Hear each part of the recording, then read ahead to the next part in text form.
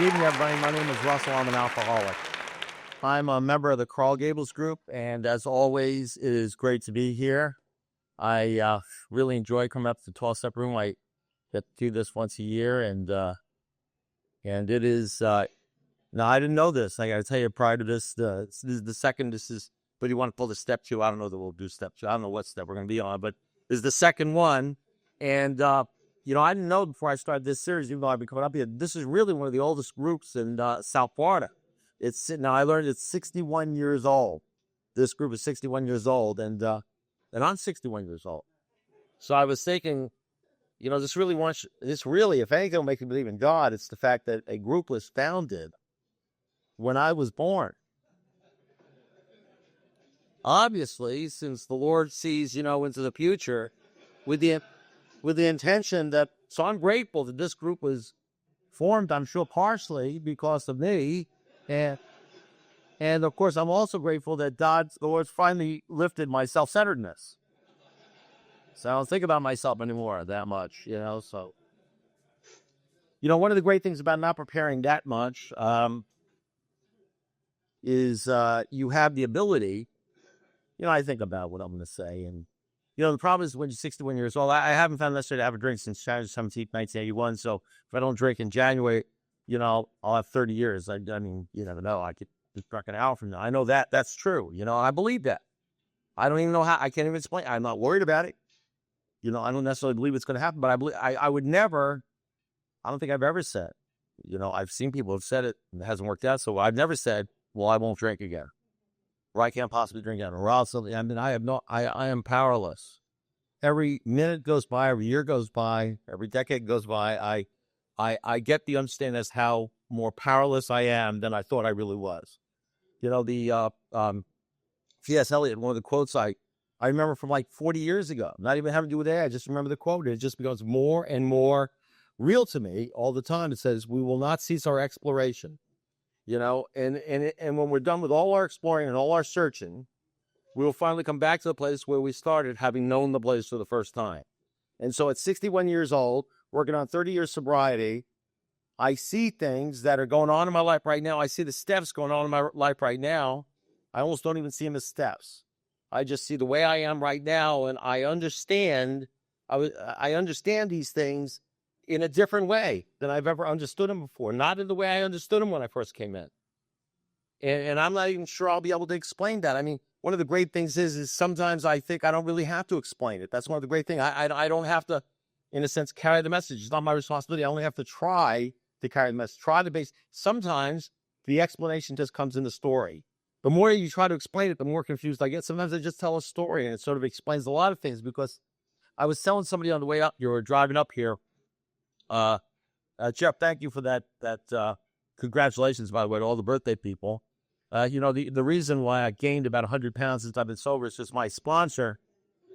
I told them immediately when I came in to Alcoholics Anonymous and I put the plug in the jug and I stopped drinking, I immediately recognized that my real problem was I needed to lose weight.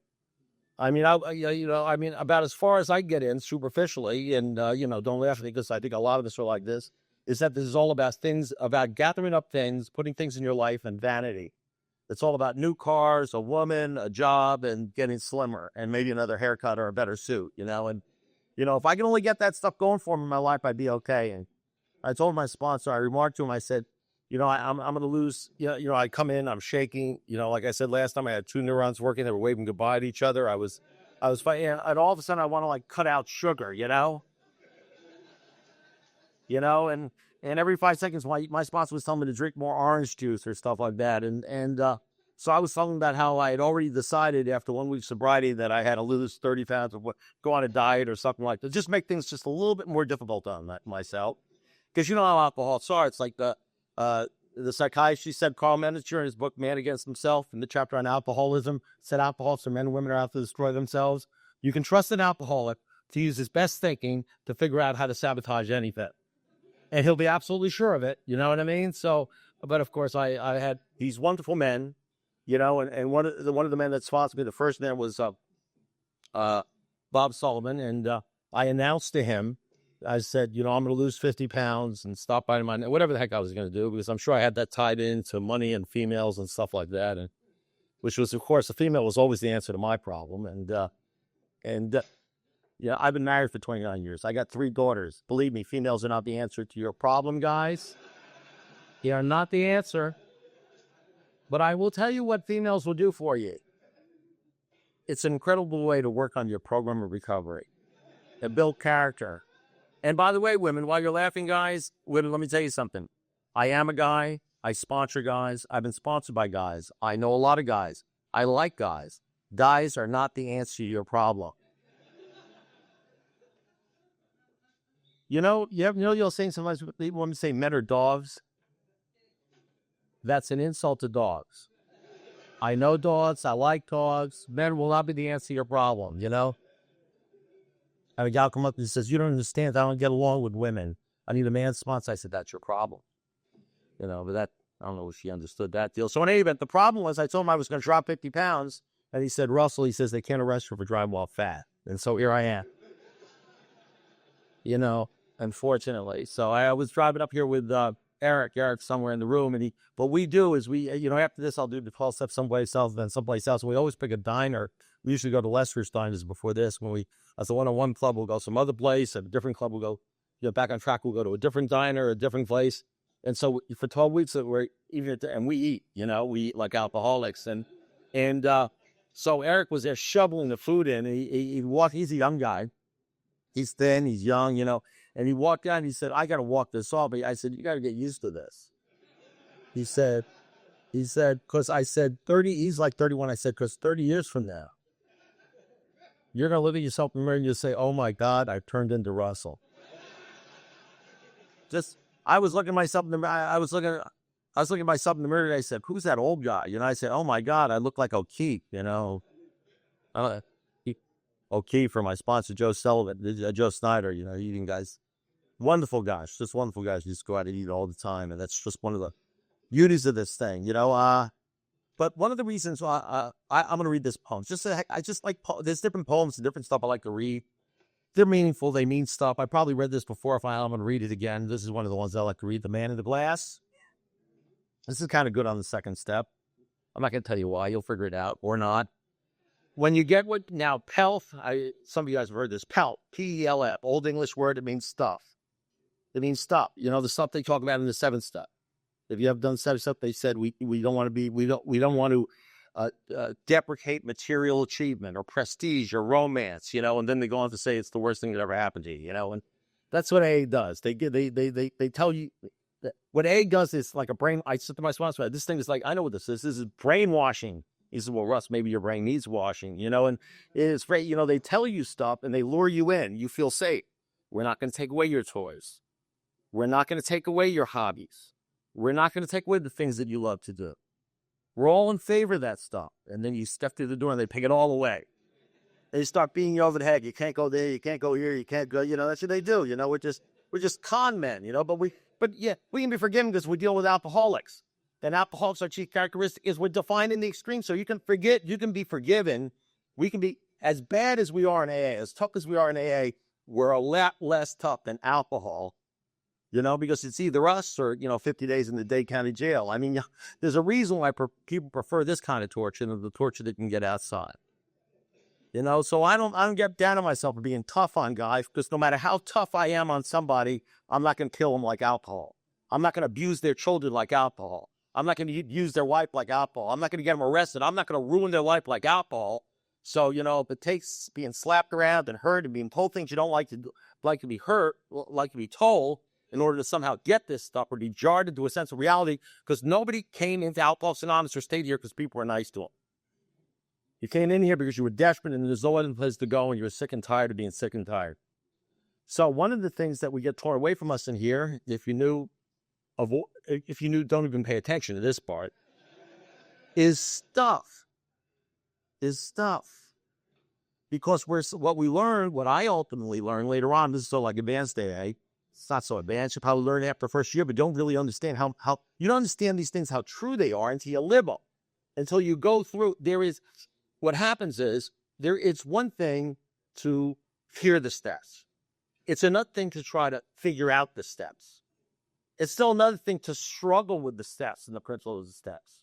It's still another thing to try to apply the steps to your life and try to figure out how the steps are working in your life year after year, day after day, month after month for 30 years. It's another thing trying to get through not drinking and working the steps and working the principle, when you're being treated unfairly or when bad things are happening to you or tough things are happening to you. It's one thing to try to figure this stuff out and being on the borderline, like that gentleman was saying.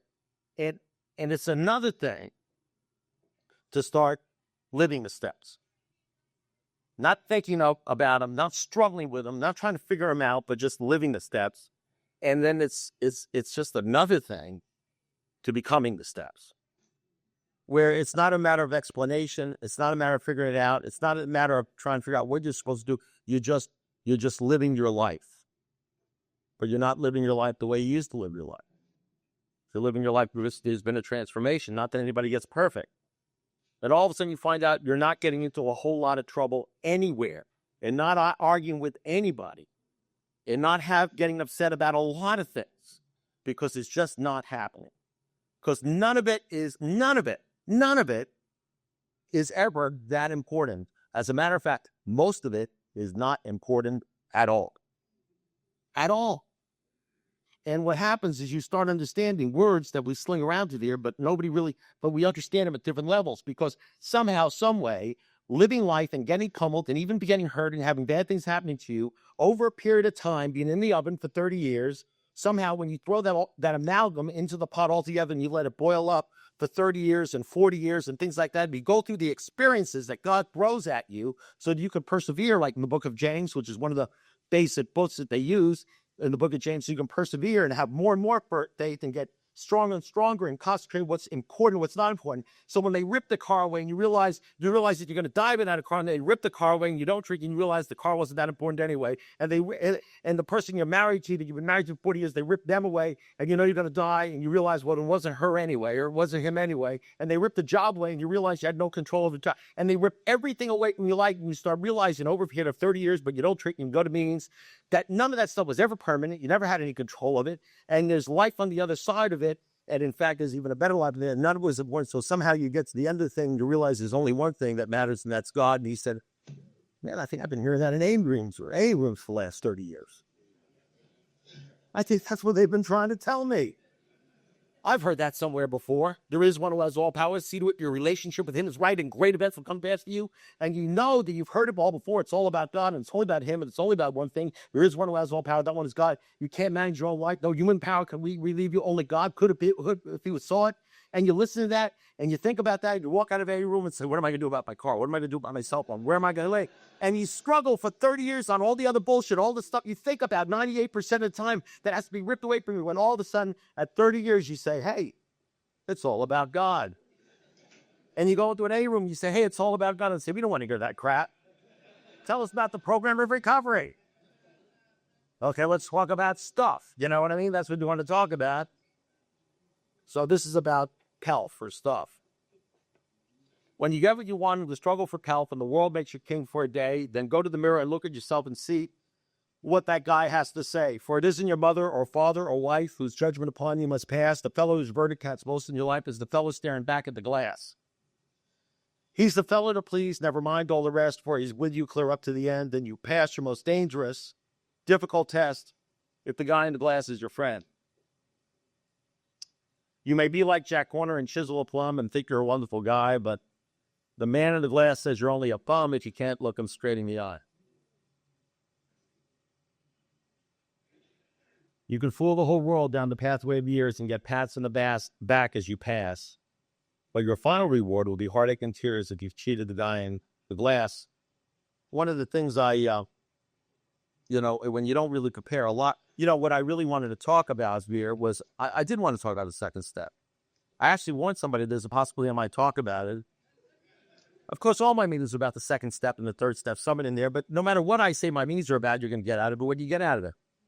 If you walk out of here and say, this is the meeting, then what to me about the fourth step, then that's what it makes you. It is what it is. But I was thinking about, but I think about it differently. We use terms in here. terms that are in the book. I somehow think and believe, and I don't know why I think this the way, that when I say self-centeredness, it means the same to me as it means to you. Or when I say happiness, it means the same to me as it means to you. Peace of mind, it means the same to me as it does to you. Free will, it means the same to you as it does to me. God's will, I think that we're talking about the same thing. And I may have, and 90% of these words, if you've written them down and say, what do you mean? I have to think about it. I'm not even sure what it means. I read it in a book somewhere. I'm just making statements. And if I asked you what you meant, you'd sit there and you sort of try to figure out what the heck it was. You don't even know what it means. They don't even know what I mean. I told that little joke last time we were here about the guy who was sitting down after a meeting. He had about 3 or 4 days. Went to a meeting. He felt good. He liked the meeting. I was sitting there at the dentist with him. We were having coffee. And I was drinking coffee, and we were talking about whatever alcoholics, a couple of alcoholics talk about. When you're drinking coffee, I guess I had about 10 years, 12 years, whatever the heck I had, And he looked at me, he says, this stuff is great. What do you guys do for fun? And fun. I didn't know, I have the heart to tell him I was having a great time. He used the word fun, and I used the word fun, and I'm not even sure I use the word fun anymore. I'm not even sure I have fun. I sit around, I laugh, I feel great about my life, I feel great about where I'm at. I chased around the world to have fun. I figured if I had fun, I'd be having a good time, and I was miserable. And now I don't have any fun at all. And I feel great. And I don't even understand that. And if somebody said, you must be having fun, I said, I don't think so, but maybe. Maybe this is what fun is in Outlaws Anonymous, speaking of naming with a bunch of people. So, we talk about this stuff we don't even know, but we see, we sense, and we look at people and we say, I don't know what that guy has, but he has it. I'm not sure. Maybe it's fun, maybe it's happiness, maybe it's serenity, whatever it is. I don't have it. I'd like to have what he has, and then that's all. That's really a step before the steps. If you want what we have and we're going to ain't late to get, then you're ready to take certain steps. If you don't have if you don't have people you're looking at that had that deal that you don't have, that you were chasing, that's why you were drinking the booze. I was drinking the booze to get that thing that I couldn't get from anything else that other guy had that I wanted, and I didn't even know what he had. It led me in all sorts of areas, spending myself bankrupting myself on credit cards and everything, spending money to buy things that I didn't even need to impress people I didn't even like. All sorts of stuff. Putting myself on time, getting myself in all sorts of jams, hanging out around people I didn't even like to hang around with. Putting myself in uncomfortable situations just to chase that deal, and I didn't even know what the deal was. And at least I have some idea what the deal is to that. And I start thinking about the second steps. I said, well, what can I talk about the second step? Fun. Obviously God's a great part of my life right now, but I don't want to get too far into the God thing right now. Anybody who knows me, who's been through the steps, know I can get pretty preachy. I'll start reading the Bible. I'll put you all sorts of, but that's probably going to happen later on. I can't control myself. I'm out of control when it gets there. I don't want to go up here. I want to say, how can I get into the essence of the second one? What do I want to talk about? And I found myself somehow I wanted to talk about, I was reading the Bible and I was reading the big book and some things. And I said, well, what really is the problem? And I started thinking about, one of the problems you have is when you're 61 years old and you've got almost 30 years sobriety, it's not that easy remembering exactly how you felt 29 and a half years ago. I mean, I've sort of kind of felt the way I feel right now about God and my relationship with God for so long that it's kind of hard to put myself in the position of how I felt when there was no God or my faith was weak. Now, what'll happen, and that's why newcomers are so important to old timers, and to constantly put myself in position newcomers, because when newcomers talking, they're looking at me, especially when they're crazy, which is all the time, by the way, all of a sudden I remember. I get it. I understand the thinking. I can be with them, and all of a sudden it all makes sense to me because I remember I said, I'm looking at me 29 years ago. I know how they're thinking, why they're thinking, and all of a sudden by being with them, I understand how far the Lord has taken it, to be where I am right now. I can't even claim, I can't even say I did this, so how the power of God through the book of Alcoholics and the Fellowship of Alcoholics Anonymous has taken me to that deal. And I start all of a sudden start thinking about different things, which may not mean anything to you, but I got to tell you something, one thing. And so I wanted to talk about something, which I will, but when I got to tell you something, one of my, if you call it a ministry, one of my greatest reasons for carrying the message and do what I do is I have a real heart for guys with a lot of time that are going through struggles. I've said this many, many times from the podium. I mean, I love newcomers. I love working with newcomers, but I sponsor a lot of guys that have a lot of time that are going through struggles. So I have a real heart. When the gentleman came up, and forgive me, I forgot his name. It said he was picking up a 19-year. What was his name? Leslie. I don't know whether he was still here, but when he picked up the medallion, he said he's on the borderline. First of all, when you pick up a medallion, you tell a group of people you're on the borderline. You're no longer on the borderline. I mean, I don't know how to explain that, so I won't even try, okay? Because one of the most important things to get off the borderline is knowing that you're on one of the first step in getting out of jail is you got to know you're in jail in the first place. So we bullshit people so much, we bullshit ourselves so much, to be able to say, look, I need help is a big deal, and to announce to a couple of people. So you're already taking 2 steps away from the borderline. But, the jumping off place, if you remember, this is like the big book coming alive. In the big book, in Vision for You, they say every once in a while, some guy comes in and he stops drinking and he says, I feel better, I look better, I'm having a better time. And they don't say whether the guy has 6 days or 6 months or 16 years. And it says, we laugh at such salvage. We know that he would do anything to have just a few drinks. And he will try the old game again because he's not happy with his sobriety. So even though the goal, I'm convinced the goal is not happiness. Happiness is a byproduct of true emotional sobriety, not just physical sobriety, emotional sobriety. You can have 19 years physical sobriety and pick up a medallion and we'll clap for you. And emotionally and spiritually, you could be in the pits. I'm not talking about Leslie. I'm talking about anybody in here can go through emotional low points and have problems which will ultimately lead to a drink. And if you ask them why they drank, they won't even realize that the drink happened 8 months before they drank.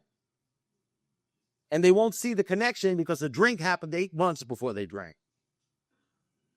And so what happens is you have this somehow, some way, although happiness isn't the goal, happiness or lack of happiness is a symptom of a deeper deal. Just like everything else we have in here are symptoms. It says, what does it say in the big book? It says, our alcohol drink. We came in here thinking, I have a problem. I'm an alcoholic. What do you mean? I can't stop drinking. I said, I can't stop drinking. I'm an alcoholic. I can't stop drinking. I stopped drinking, and then they told me that wasn't the problem. Men and women drink because they like the effect produced by alcohol. They're restless, irritable, discontent, ballistic, and again experience sense of ease, which comes in once by taking a few drinks. And then somewhere in the book, somewhere along the time, they said it has to do with selfishness and self-centeredness. And I don't even know what that is because I'm not a selfish guy.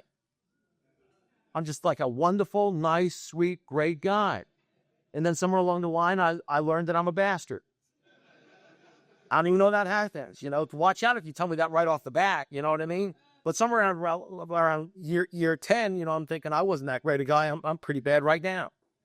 And I start seeing myself in a different way. And apparently selfishness and self-centeredness has to do with thinking about yourself all the time. And it's all about you. And all you care about is about you. And it's about, and apparently I'm addicted to that way of thinking. And apparently if you go through life addicted to that way of thinking, even though you don't know you're addicted to that way of thinking, because you know what it says? An alcoholic is an extreme example of self-will run riot.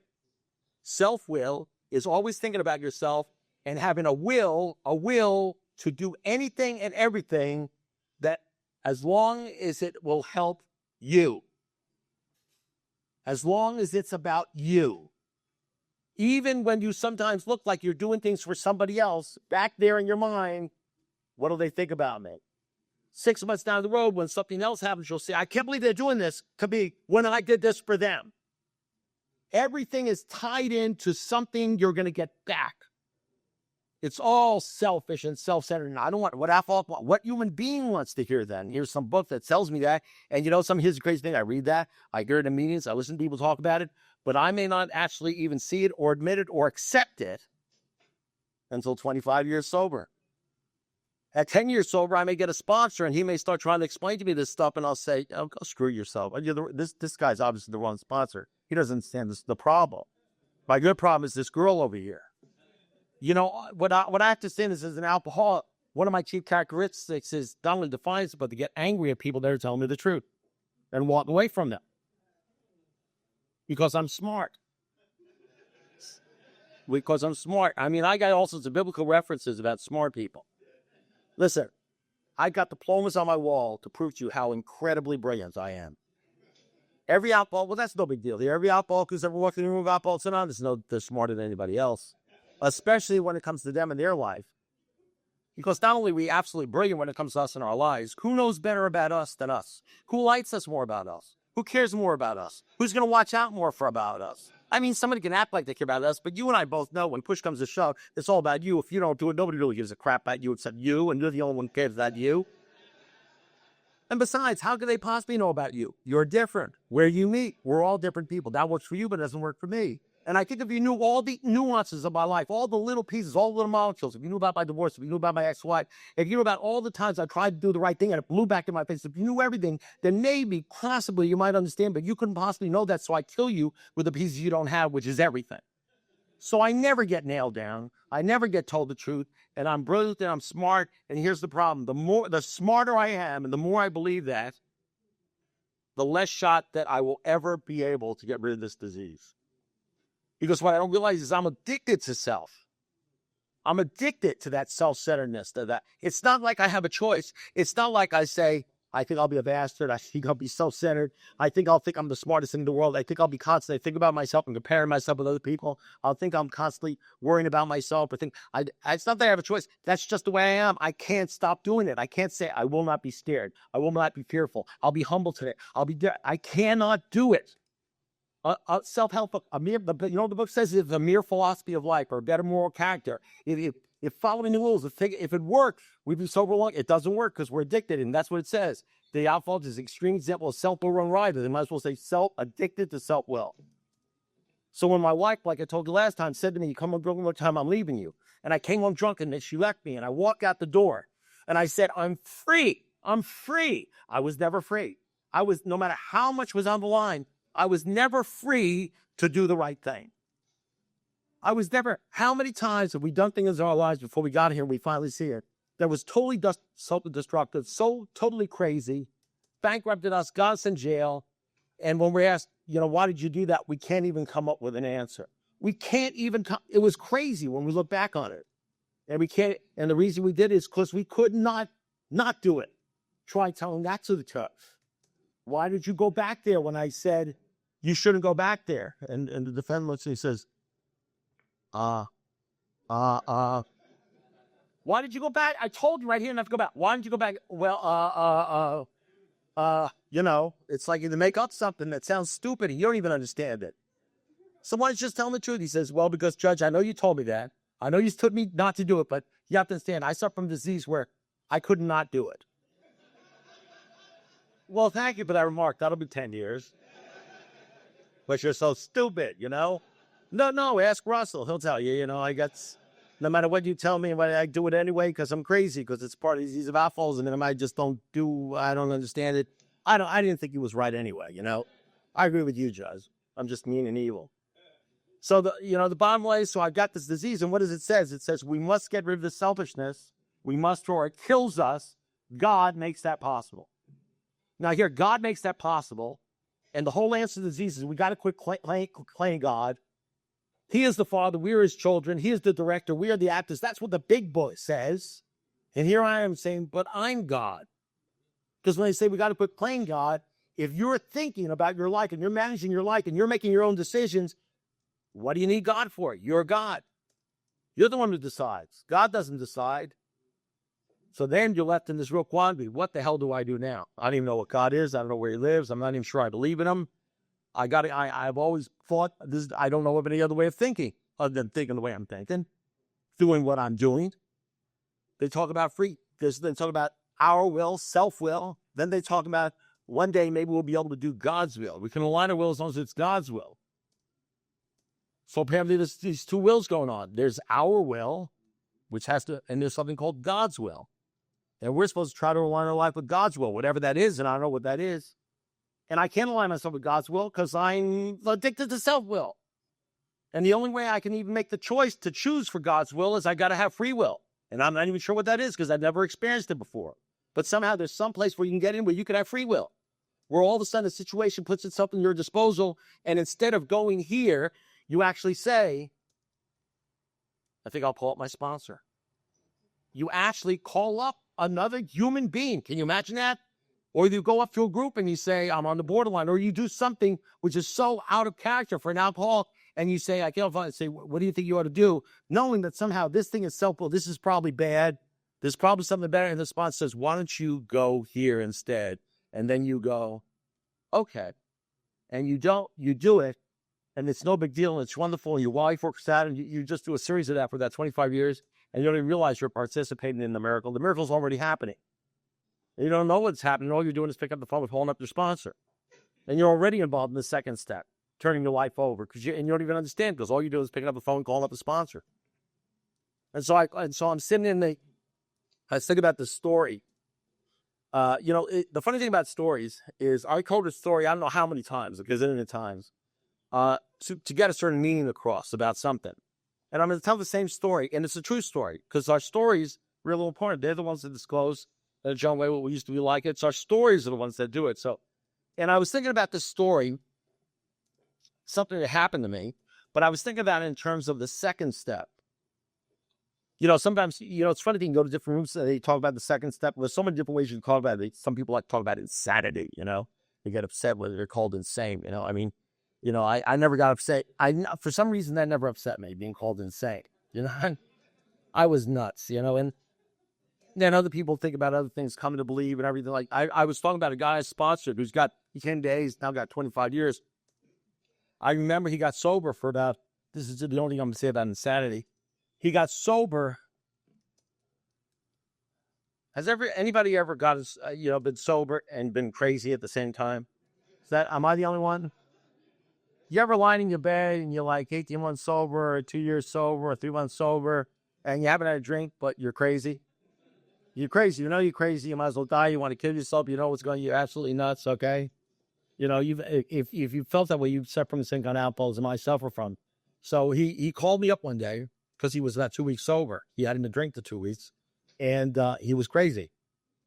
He had, what happens is when you stop drinking the stuff that's chasing away the thing that's going to kill you.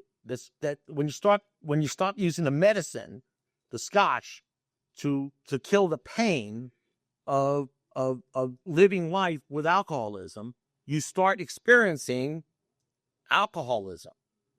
And alcoholism feels like depression. It feels like fear. It feels like you're going crazy. It feels like you want to. It feels horrible. It's horrible to be sober and alcoholic, unless you got something else going for you, which is what the second step comes involved. And you want to be living that, that dry sobriety. So he was experiencing alcoholic craziness. The 15,000 voices all saying bad things about him and other people. And he's, impending doom. Something terrible is going to happen. Something had happened. What am I going to do about this? What am I going to do about that? All coming at him at light speed, 1,000,000 miles per hour, all about him. So he had determined, with his great thinking ability, as alcoholic, he was a very bright guy, that he was not alcoholic. Well, you can understand this, because he was sober for 2 weeks and he was crazy. In other words, it hadn't worked. It hadn't worked. He realized, I'm not alcoholic, I'm crazy. And then a great fear set upon him. And the fear was the only thing that ever worked that he really liked was the meetings and the people. And he thought that if it got out that he was just crazy and not alcoholic, he'd have to leave AA. So he called me up. And he said, Russell, I'm worried. I said, what is it, Tom? He says, I don't think I'm alcoholic. He says, I think I'm just crazy. And I said, Tommy, I said, what? He said, listen to me. You can be both. This is a lawyer. This is a college Spafford postgraduate. He said, really? I said, absolutely. He said, oh, thank God. Oh, well, I thought I had a lead. I said, no, we got a seat for you. You're going to be right at home. Don't worry. Well, we only have 1 minute left, but I'm going to tell a 1 minute story. Maybe it'll be 2 minutes, whatever. It'll work out. Okay? This is a story, I'm going to tell the same story I always tell, but it has a different slant to it. because I think it has a second step. I think it has to do with the second step, but I haven't figured it out. So this is what I'm going to do. I'm going to tell you the story, and I'm going to let you figure out what it has to do with the second step. And maybe between all of us, by the time we get home, we'll figure out, well, that's what it has to do with the second step. We'll figure it out. So I'm sitting, I know a lot of you heard this story. I'm a bar drinker. So I used to drink in bars. And I used to sit with guys that drank in bars. Now, you would sit with guys that drink in bars, and you drinking, what you do, what I generally did, was I talked about other people behind their back. And, people I didn't like, or people that I was envious of, or people had things I didn't have, people I was jealous of, just people I didn't, whatever. I talked about people, and it was always bad stuff about other people. Because I always thought bad things about other people behind their back, even though I thought I was a nice guy. And the greatest thing that could happen to you, if you like to talk about, you see, if you're self-centered and feel like a piece of crap and you have low self-esteem, the only thing that used to make me feel good is if I could talk to you and say something bad about somebody else who wasn't there and get you to agree. That somehow made me feel bad. Now, you're laughing at this, and this is what I did all the time. Other than drinking, this was another hobby of mine, and this made me, I just, you don't know what it's like, because you did, but, and I did this all the time. Now, sitting here right now talking to you, I realize how crazy that is. I would have never understood that this is part and parcel. This is the real alcoholism.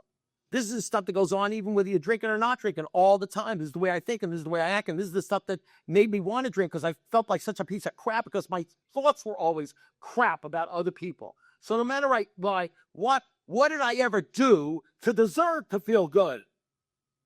If all you're doing is talking crap about other people and thinking crap about other people, why did I deserve to be happy? Why shouldn't I wind up a self-centered, sick, suffering alcoholic who had to drink himself to death if that's the only way I thought about things and that's how I thought about people? When I think I deserved anything better. So I'm in AA now, and I'm sitting at a table just like you guys are sitting at the table. I'm talking to my sponsor around. So what do you think I started talking about? No, because this is just the way I am. This is the way because I'm addicted to this way of thinking. I'm addicted. I can't help.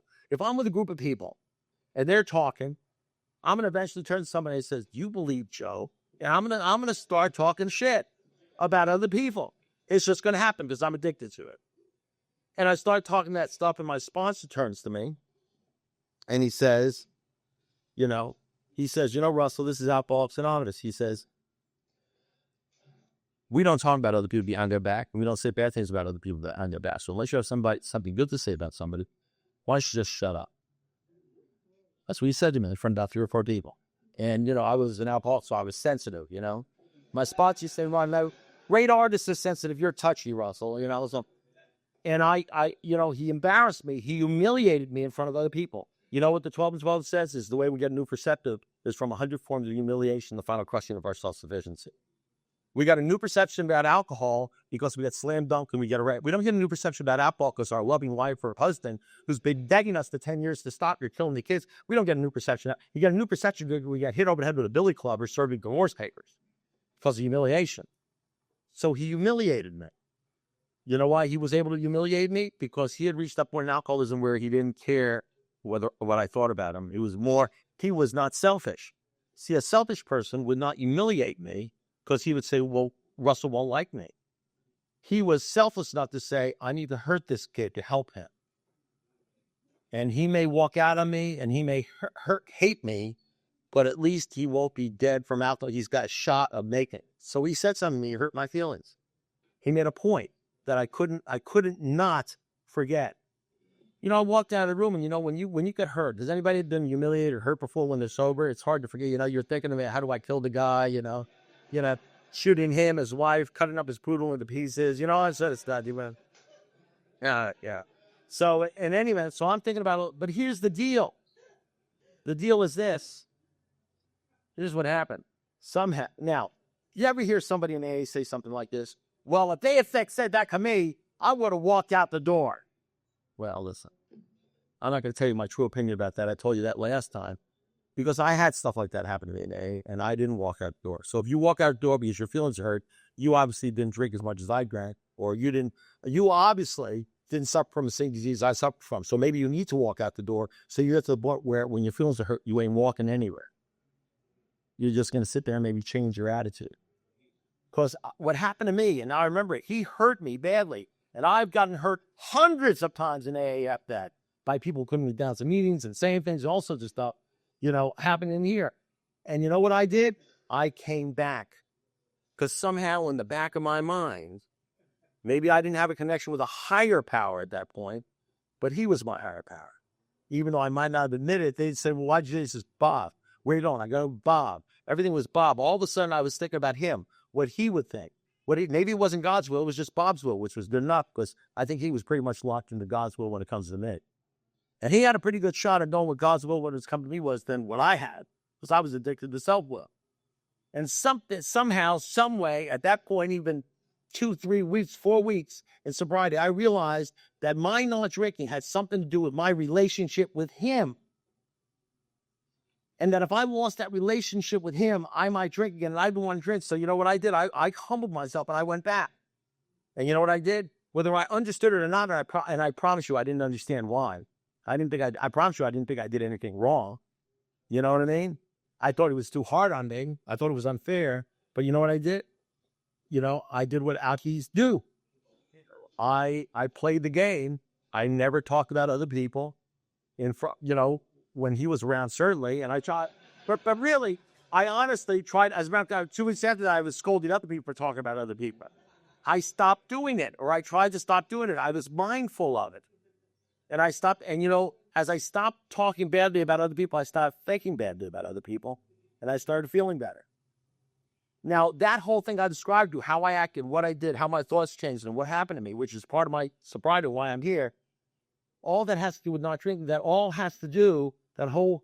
mindset has to do not with my way of thinking, because it was up to me. I'd be talking shit about that guy today. It was all about his will, and he was locked into another will. So somehow, now that's not the God thing yet. But of course, he was locked into that deal. He's the one who handed me the big book. He's the one who handed me Sermon on the Mount. He's the one who, pretty soon I started learning this. I wanted to be like him. I hung around him, and he was hanging around other people that were locked into another deal, and he was following something else. And so if you're following somebody because you want to be like them and they're following somebody else, you start looking, they start pointing to that other thing too. Stop it. So somehow, some way, my coming back to him, even after he humiliated me, has something to do with step 2. Has something to do with that willingness and open-mindedness, and not being defiant. So thank you very much.